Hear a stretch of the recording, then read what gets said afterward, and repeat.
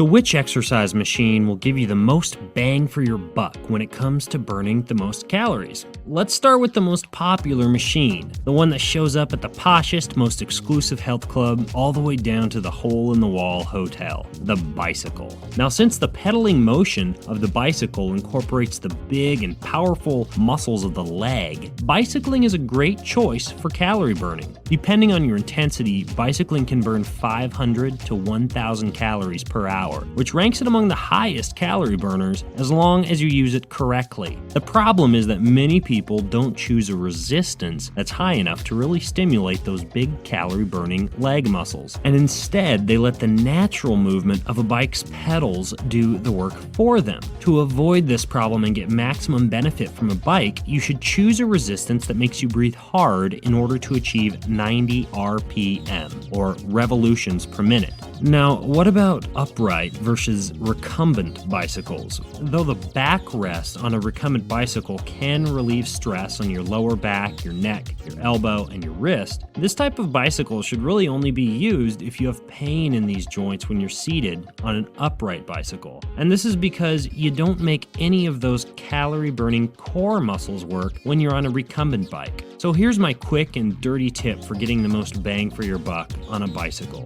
Do a few 2 to 3 minute sets in which you pedal at 90 revolutions per minute at the highest resistance at which you can sustain that pedaling speed. Make sure to fully recover between each set. Let's move on to the treadmill. Running is a full body workout that burns 600 to 1,200 calories per hour. As a matter of fact, running up an incline on the treadmill is the best way to boost your metabolism for hours after you finished a workout. Walking on the treadmill, on the other hand, burns far less calories, about 300 to 400 per hour. An exercise at which your body is very efficient should be avoided as your primary cardio workout when you're trying to burn calories. So here's your quick and dirty tip for the treadmill.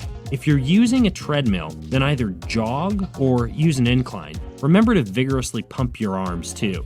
Let's move on to the elliptical. You can generally burn about 600 calories per hour on the ellipticals that don't include arm movement, and slightly more on the ones that do. Using the elliptical burns fewer calories than running because, similar to the bicycle, once you get the parts on an elliptical machine moving, they're pretty easy to keep moving, and so you expend less energy. When it comes to calorie burning, the two most common mistakes made on the elliptical trainer are leaning against the rails excessively or inadequate resistance. So to get the most benefit, use those rails as little as possible and challenge yourself with the resistance settings. Choose that resistance that's actually high enough so that the machine isn't doing all the work for you. If you don't feel your muscles contracting during the forward and back stroke of the elliptical, they probably aren't. Now, how about the rowing machine? It's an incredible upper and lower body cardiovascular challenge and can burn over 1,000 calories per hour. Just ask Ben-Hur.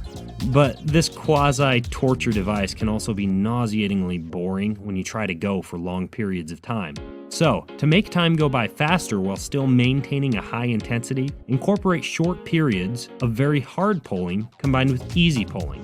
Be sure to use as many body parts as possible when you're rowing, including your torso and your legs, not just your arms. Finally, let's discuss the Stairmaster. It incorporates tiny, teeny calf muscles and just a little bit of your backside and butt, but really won't give you more than about 400 to 500 calories per hour. In addition, anybody who has low back pain will almost surely find it aggravated during that straight up and down, spine-compressing motion of the Stairmaster. Use the trick of holding a small set of 1 to 3 pound dumbbells in either hand as you climb for maximum calorie burning benefit. Now, of course, there are many additional forms of cardio, but for maximum calorie burning, no matter which form you choose, be sure to incorporate a form that's inefficient or unfamiliar to your body. So if you always walk, try switching to cycling or using the elliptical, or if you always run, try the rowing machine. Keep throwing those cardio curveballs at the body and you'll burn more calories and lose that weight more quickly. But until then, what are you waiting for? Go get fit.